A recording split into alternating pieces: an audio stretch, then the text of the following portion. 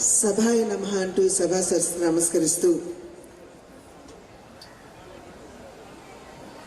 ఎర్రమిల్లి నారాయణమూర్తి గారికి పాదాభివందనం చేస్తూ పెద్దలు సత్యనారాయణరావు గారికి అదేవిధంగా సెక్రటరీ కరెస్పాండెంట్గా ఉన్నటువంటి పెద్దలు సత్యనారాయణ గారికి అదేవిధంగా శ్రీ రామారావు గారికి రఘురామారావు గారికి పెద్దలు సోదర సమానులు అహ్మద్ షరీఫ్ గారికి పద్మరాజు గారికి ఆర్టీఓ గారు రాజు గారికి జీవీకే రామారావు గారికి ఇప్పుడే సభాస్థలం నుండి నిష్క్రమించినటువంటి అద్భుతమైనటువంటి పాటను మనకి ఆలపించి వినిపించినటువంటి సోదరులు గజల్ శ్రీనివాస్ గారికి పెద్దలు సోదర సమానులు భవానీ ప్రసాద్ గారికి ఇప్పుడే మనతోటి వచ్చి సభాస్థల్లో ఆసీనమైనటువంటి కొత్తపల్లి జానకి రామయ్య గారికి వేదిక ముందున్నటువంటి ఎందరో మహానుభావులందరికీ వందనములంటూ ప్రతి ఒక్కరికి పేరు పేరున ముందుగా నా నమస్కారాన్ని నేను తెలియజేస్తున్నాను. ఒక చక్కటి కార్యక్రమంలో పాల్గొనేటువంటి అవకాశం నాకు వైఎన్ కాలేజ్కి సంబంధించినటువంటి యాజమాన్యం వారు నాకు కల్పించారు. ఇది నాకు ఆనందం అని చెప్పే కన్నా ఒక రకంగా నేను గౌరవంగా భావిస్తున్నానని చెప్పి మీ అందరికీ కూడా నేను తెలియజేస్తున్నాను. ఎందుకంటే ఒక దార్శనికుడు 1949వ సంవత్సరంలోనే ఈ ప్రాంతంలో ఉన్నటువంటి బిడ్డలందరికీ చదువుకి దూరంగా ఉన్నటువంటి వారికి ప్రమాణాలతో కూడినటువంటి విద్యని అందించాలి అనేటువంటి ఒక చక్కటి సంకల్పంతో వారు మనతో చెప్తూ ఉంటారు సంకల్ప బలం అని. మన సంకల్పం కనుక గట్టిగా బలంగా ఉన్నట్లయితే ఎన్ని అవరోధాలు ఎదురైనా కూడా వాటన్నిటినీ అధిగమిస్తూ లక్ష్య ప్రాప్తి సిద్ధిస్తుందని చెప్పి మన పెద్దలు చెప్పేటువంటి విషయం.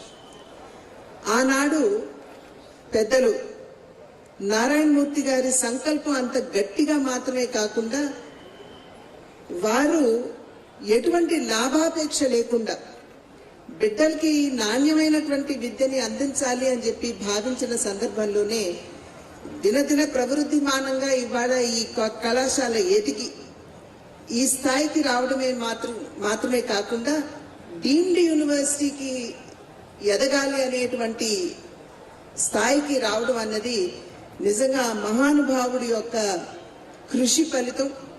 దానికి తోడు మరి పెద్దలు శ్రీరామారావు గారు ఉన్నారు.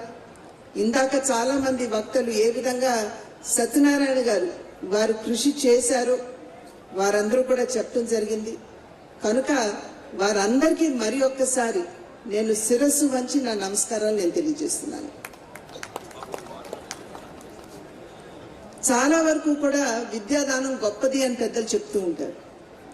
ఎందుకంటే ఏ దానం చేసినా కూడా మన దగ్గర ఉన్నటువంటి ఆ దానానికి సంబంధించినటువంటి అంశాలు తరిగిపోతూ ఉన్నా విద్యాదానంలో మాత్రమే మనం ఎంత దానం చేస్తే అది పెరుగుతుంది అని చెప్పి పెద్దలు చెప్పినటువంటి సందర్భం.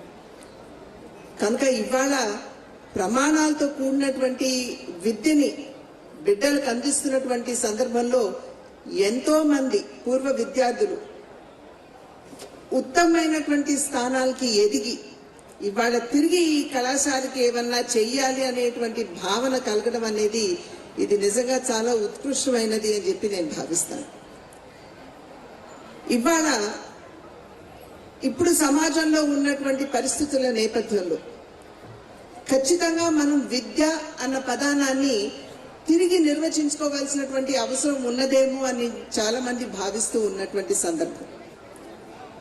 సాధారణంగా మాలాంటి వారిని విడివిడి జ్ఞానం ఉన్నటువంటి వారిని విద్యని నిర్వచించండి అని అంటే కళాశాలలు, తరగతి గదులు, బల్లలు, కుర్చీలు, పాఠ్య పుస్తకాలు, మార్కులు, మెడల్స్ వరకే మేమందరం కూడా వాటిని పరిమితం చేయడం అనేది జరుగుతూ వస్తుంది. అయితే ఒకానొక సందర్భంలో స్వామి వివేకానందుల వారిని ఒకరు అడిగారు, విద్య అన్న పదాన్ని నిర్వచించండి అని చెప్పి అడిగినప్పుడు వారు education is the panacea for all things evil అని చెప్పి ఆనాడు వివేకానందుల వారు చెప్పడం జరిగింది. అంటే సమాజాన్ని పట్టి పీడిస్తున్నటువంటి అనేక రుగ్మతుల్ని దూరం చేయగలిగినటువంటి ఏకైక దివ్యౌషధం విద్య అని చెప్పి స్వామి వివేకానందుల వారు చెప్పారు. అయితే అటువంటి విద్యని నిజంగా మన బిడ్డలకి ఇస్తున్నామా అనేటువంటి అంశాన్ని మనం ఖచ్చితంగా తరిచి చూసుకోవాల్సినటువంటి అవసరం చాలా ఉంది. ఎందుకంటే ఇవాళ మనం చూస్తున్నాం యువతరం ఏ రకంగా పక్కదోవలు పడుతున్నారు, ఏ రకంగా వారి భవిష్యత్తుని బాగు చేసుకోకుండా నాశనం చేసుకుంటున్నారు మనం అందరం కళ్ళారా చూస్తున్నటువంటి నేపథ్యం. కనుక కేవలం పాఠ్య పుస్తకాలకి మార్కులకి మెడల్స్ కి మాత్రమే విద్యని పరిమితం చేయకుండా ఇవాళ వైఎన్ కాలేజ్ వారు కూడా కమ్యూనిటీ సర్వీస్ లో కూడా అంటే సమాజ సేవలో కూడా విద్యార్థుల్ని భాగస్వాములు చేస్తూ సమాజాన్ని అర్థం చేసుకుని అంటే అవగాహన పెంచుకునే దిశగా వారు వేస్తున్నటువంటి అడుగుల్ని నేను ఇవాళ వేదిక మీద నుండి హృదయపూర్వకంగా అభినందిస్తున్నాను. ఒకానొక సందర్భంలో చాణక్యుడు మనందరికీ తెలుసు. చాణక్యుడు ఏమని చెప్పాడంటే మాతా శత్రు పితా వైరి ఏన బాలే నా పాఠితః నా శోభతే సభా మధ్యే. కళాశాల మేనేజ్మెంట్ వారు అదేవిధంగా అధ్యాపకులు కూడా దృష్టి కేంద్రీకరించవలసినటువంటి అవసరం చాలా ఉంది. ఇవాళ మనం కళలు కంటున్నాం. భారతదేశాన్ని ఒక అద్భుతమైనటువంటి ఆర్థిక శక్తిగా చూడాలని విశ్వగురు స్థాయిలో మనం చూడాలి అని చెప్పి మనం అందరం కూడా కంటున్నటువంటి కళ. అయితే ఆ కళని సాకారం చేసేటువంటి వారు మన భావి తరాల వారు అనేటువంటి విషయం మనం ఇక్కడ గుర్తుంచుకోవాలి. కనుక అటువంటి సమగ్ర వికాసానికి దోహదపడి తోడ్పడేటువంటి విద్యని అంటే కేవలం పాఠ్య పుస్తకాలకి మాత్రమే పరిమితం చేయకుండా యాజమాన్యం వారు కావచ్చు లేదా అధ్యాపకులు కావచ్చు ప్రతి ఒక్కరూ కూడా ఆ రకమైనటువంటి వికాసానికి దోహదపడేటువంటి విద్యని మన బిడ్డలకు అందించే దిశగా మనం అందరం కూడా అడుగులు వేయవలసినటువంటి అవసరం ఈనాడు ఉన్నది అని చెప్పి తెలియజేస్తున్నాను. అదేవిధంగా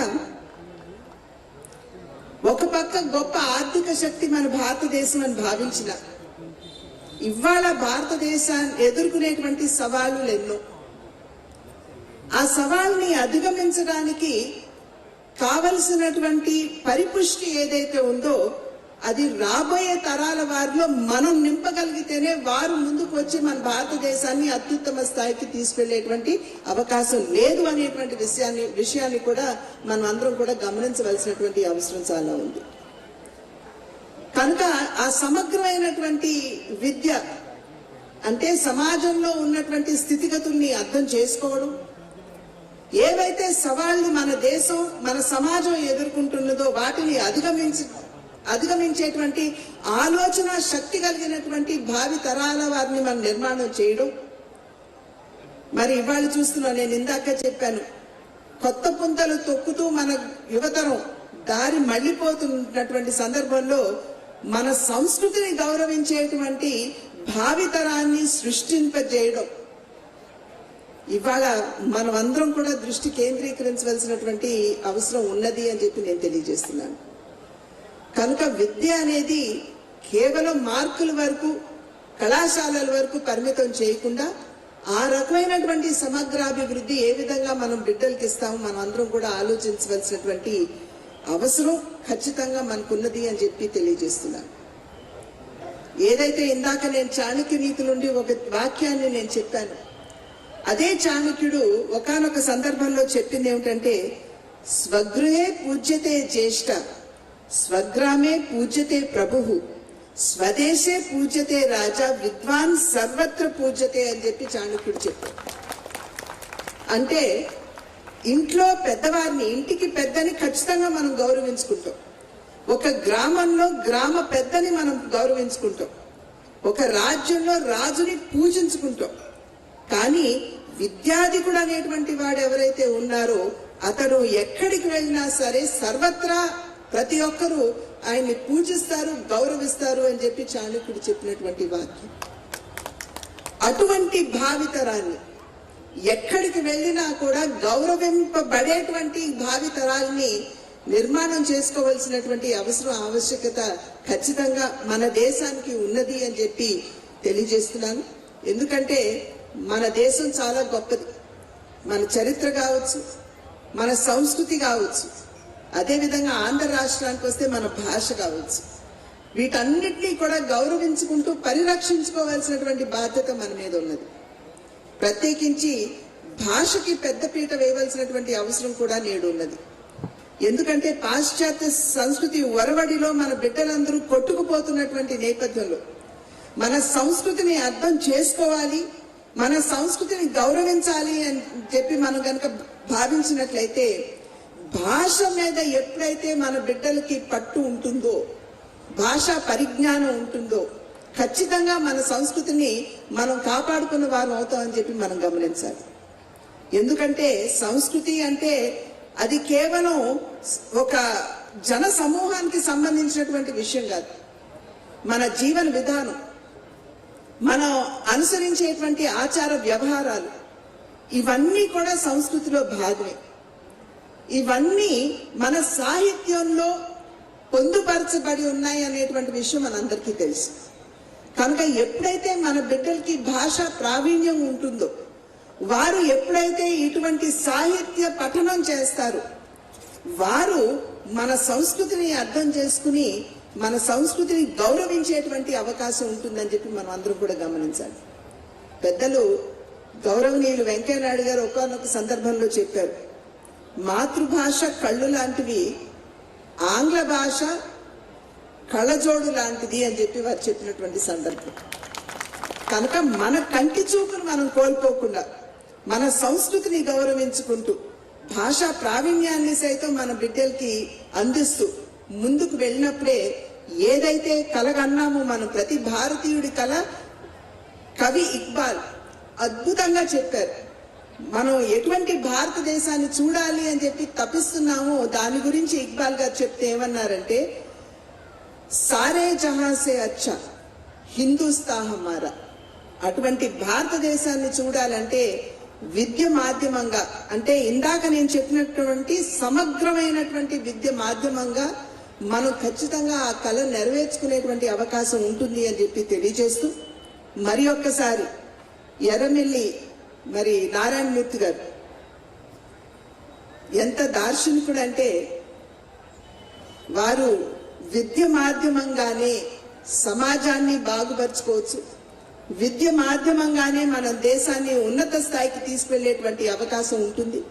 ఇక్కడ ఉన్నటువంటి బిడ్డలందరినీ విద్యార్థుల్ని చేయాలి అనేటువంటి భావనతోటి వారు ఏదైతే దేవాలయాన్ని ఇక్కడ నెలకొల్పారో ఆ దేవాలయంలో అడుగు పెట్టేటువంటి అవకాశం, అదేవిధంగా వారిని స్మరించుకుంటూ వారికి నా గౌరవాన్ని అందించేటువంటి అవకాశాన్ని ఇచ్చినటువంటి సందర్భంలో శ్రీ రామారావు గారికి, సత్యనారాయణరావు గారికి, అదేవిధంగా ఇక్కడ ఉన్నటువంటి మేనేజ్మెంట్ వారందరికీ కూడా పేరు పేరున ధన్యవాదాలు తెలియజేసుకుంటూ సెలవు తీసుకుంటున్నాను. జై